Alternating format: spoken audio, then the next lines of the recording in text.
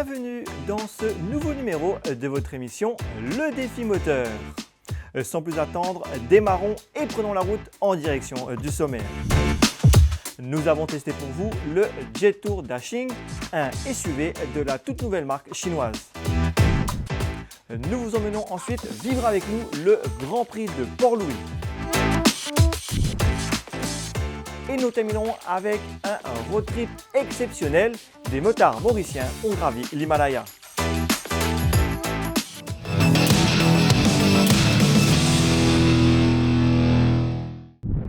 Démarrons tout de suite avec l'essai du Jetour Dashing. Il s'agit du SUV compact de la toute nouvelle marque chinoise qui vient de débarquer à Maurice. Le Défi Moteur l'a testé pour vous.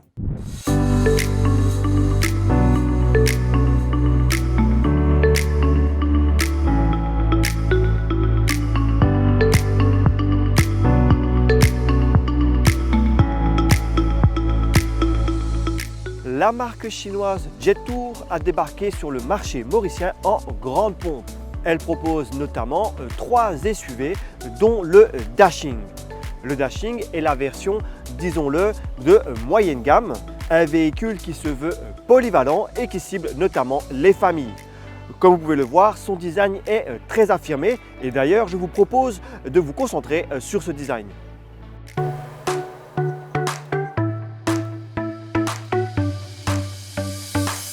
C'est sur la face avant que le design de ce Jetour Dashing est le plus marqué. Le véhicule a vraiment une personnalité bien à lui. On note la signature lumineuse avec ses feux de jour ici avec un regard très affirmé. On a également ici une ligne qui donne l'impression d'avoir un nez de requin assez agressif. On a également une calandre très proéminente en noir et en rouge et vous noterez que les phares sont intégrés sur les côtés ici et sont plus discrets. Pour terminer, le bouclier avec un design très sportif et dynamique. De profil, les lignes sont élancées, le véhicule paraît dynamique. On a un mix entre le côté musclé avec les hanches qui sont ici galbées, le côté sportif avec la ligne de toit plongeante et la surface vitrée qui s'affine vers l'arrière et enfin le côté baroudeur avec les passages de roues en plastique noir ainsi que les bas de caisse dans le même matériau. Notons également des jantes de 19 pouces pour le côté sportif à nouveau. L'arrière est plus chargé. On a le côté sportif avec le béquet de toit ainsi que le bouclier qui dispose d'extracteurs d'air. On a une signature lumineuse semblable à celle de l'avant. Également le nom Jetour en toutes lettres sur le pavillon. À l'intérieur, on est bien installé à bord de ce Jetour Dashing. Les matériaux sont de bonne facture. On a très peu de plastique dur, ils sont notamment en bas. Le reste des matériaux, notamment sur la console centrale, sont des plastiques tendres de qualité. On a quelques lignes rouges pour le côté dynamique. Le volant est de bonne facture avec pas mal de commandes dessus. Notons également l'instrumentation et l'écran d'infodivertissement qui sont placés tous les deux dans une même dalle. C'est assez moderne et technologique. On a également un grand toit panoramique et une console centrale au design assez intéressant. Les rangements sont suffisants pour une famille, notamment à l'avant. Quant à l'arrière, allons voir tout de suite. Vu de l'extérieur, le Jetour Dashing ne paraît pas très grand. Pourtant, à l'intérieur, c'est très spacieux. Les passagers à l'arrière bénéficient de beaucoup d'espace, que ce soit au niveau de la tête que des jambes. On a un plancher plat, ce qui permet d'avoir une assise confortable. Cette assise justement est bien adaptée à une famille. On est vraiment bien à l'arrière de ce Jetour Dashing. Ouverture du coffre électrique. Celui-ci est très spacieux. On a de quoi loger les affaires d'une famille. Alors juste attention, si vous êtes un peu grand, le toit ici est un peu bas. À part ça, tout va bien.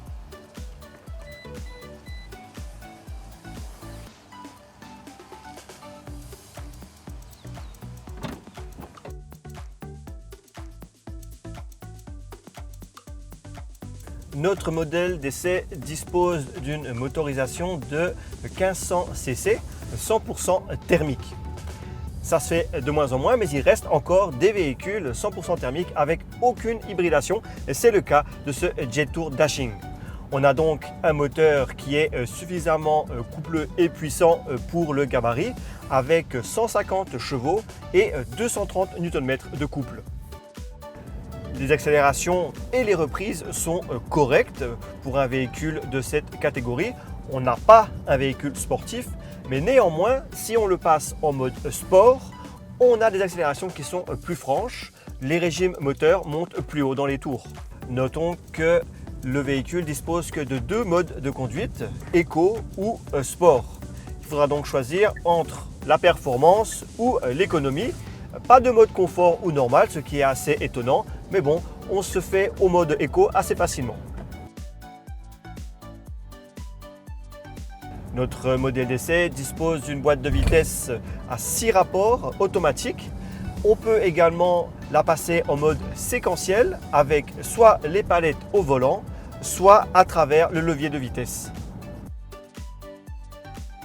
Jetour annonce jusqu'à 180 km/h en vitesse de pointe.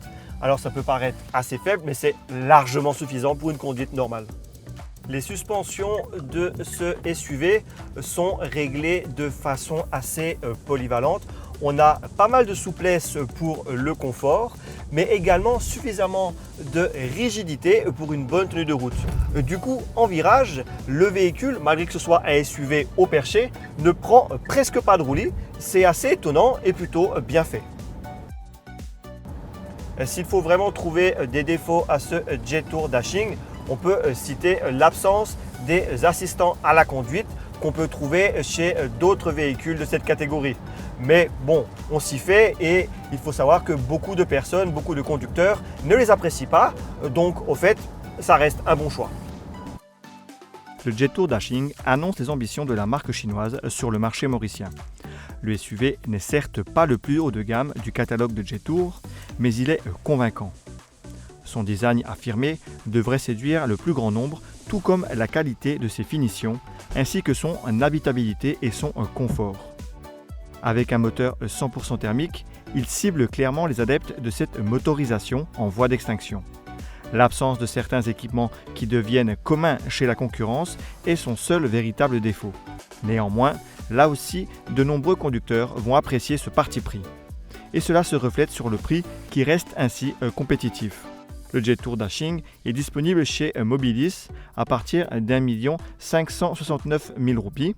Notre modèle d'essai est affiché à 1 719 000 roupies.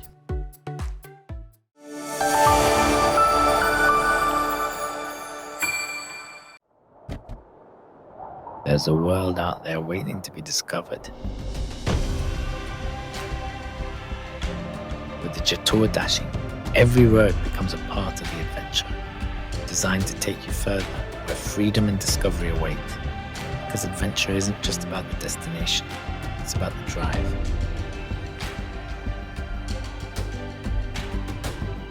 The new Jetour Dashing.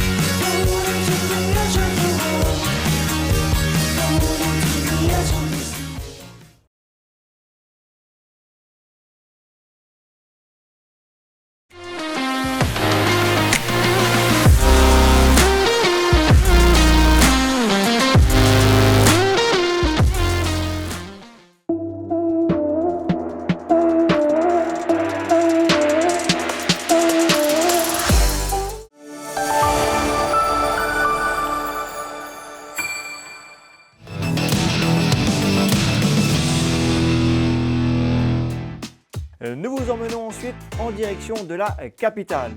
Pour lui, s'est transformé en un véritable circuit automobile. C'était le cas lors du Grand Prix de Port-Louis.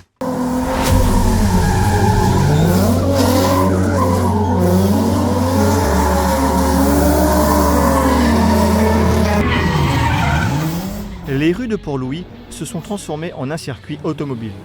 Le Grand Prix de Port-Louis y a été organisé le dimanche 23 novembre 2025 par la Motoclub Racing Team.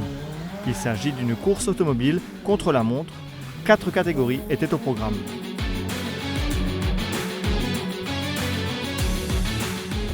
Super, deuxième tour, super bien passé. Mais nous allons il faut faire une amuser. Nous, c'est mon garçon, en première fois copilote ensemble.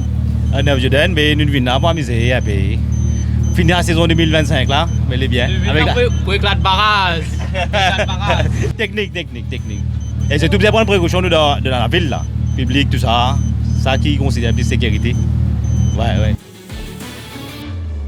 Allô, un dimanche, enfin bien organisé, nous pouvons bien amuser et j'espère qu'il va dire la prochaine fois nous gagnons la piste pour nous. Merci. Le public était nombreux à assister au spectacle. Les spectateurs étaient tout autour du parcours pour voir passer les concurrents.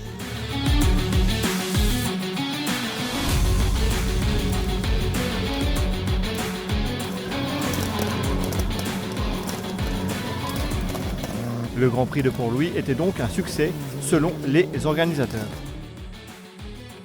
Alors, moi, toujours une personne de la capitale. Pas trop moi qui faire ça ailleurs, une fête de cette envergure. Surtout que l'année approchée, il y a la demande depuis 20 participants. Bien sûr, on demande à la municipalité de Port-Louis pour nous faire l'événement-là. Ils sont d'accord avec nous pour nous faire ça l'événement-là. Et bien sûr, nous pouvons amuser avec 20 participants.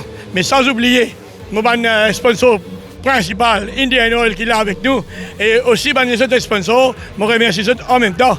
Merci aux défis moteurs et défis médias pour couvrir un petit peu l'événement. Et j'espère que tout le monde peut amuser et tout le monde participant peut avoir fun aujourd'hui. Des véhicules de démonstration, dont des voitures de drift, ont assuré le show entre chaque passage.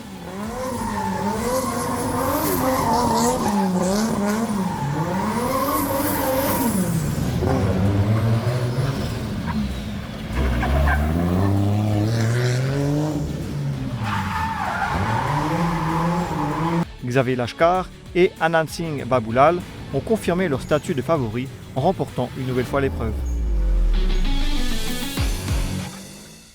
Dépaysement total avec ce road trip sur les routes de l'Himalaya. Un groupe de motards mauriciens a pris d'assaut la route carrossable la plus haute du monde.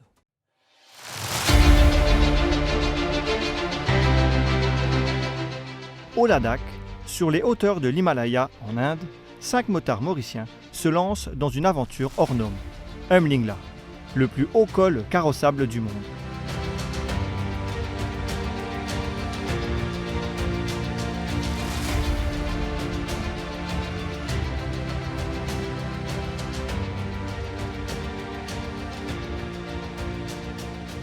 Tout commence à Leh, dans les ruelles animées de la capitale régionale.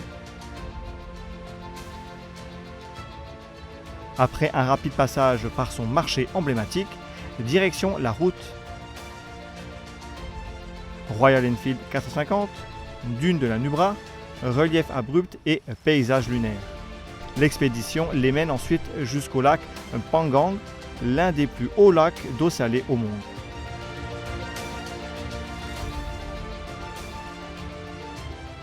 Avant de poursuivre vers Hanley, région isolée où vivent léopards des neiges, ânes sauvages et flamants roses.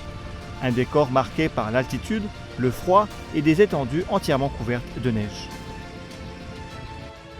Pour ces 5 motards, ce voyage est l'aboutissement d'un long rêve, atteindre Umlingla. Des mois de préparation ont été nécessaires. Entraînement, randonnée, régime strict, choix d'équipement, une véritable mission logistique rendue possible grâce au soutien de Royal Enfield Mauritius. Au total, plus de 1500 km ont été parcourus.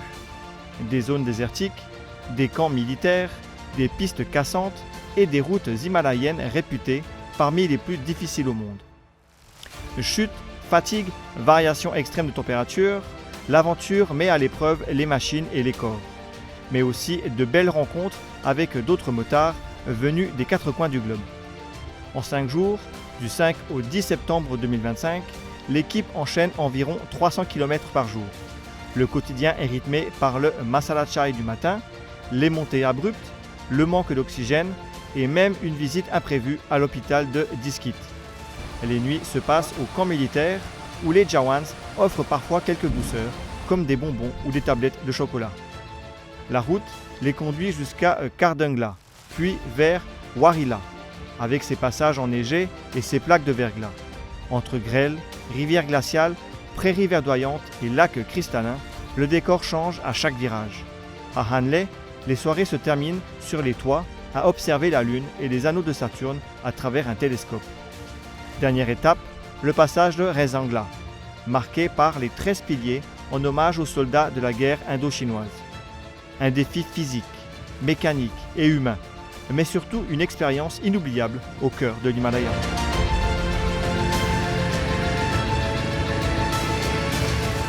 Et voilà, c'est déjà la fin de cet épisode. Je vous rappelle que quelques exemplaires du magazine Le Défi Moteur sont toujours disponibles en vente. Le prochain numéro est en préparation, il sera bientôt disponible. Quant à nous, on se retrouve la semaine prochaine pour un nouvel épisode de Flop Gear by Le Défi Moteur et la semaine suivante pour l'émission Le Défi Moteur.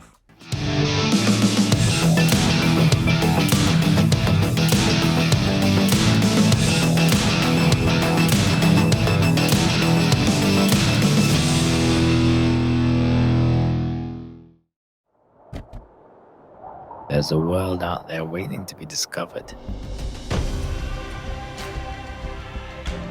With the Jetour Dashing, every road becomes a part of the adventure, designed to take you further where freedom and discovery await. Because adventure isn't just about the destination, it's about the drive.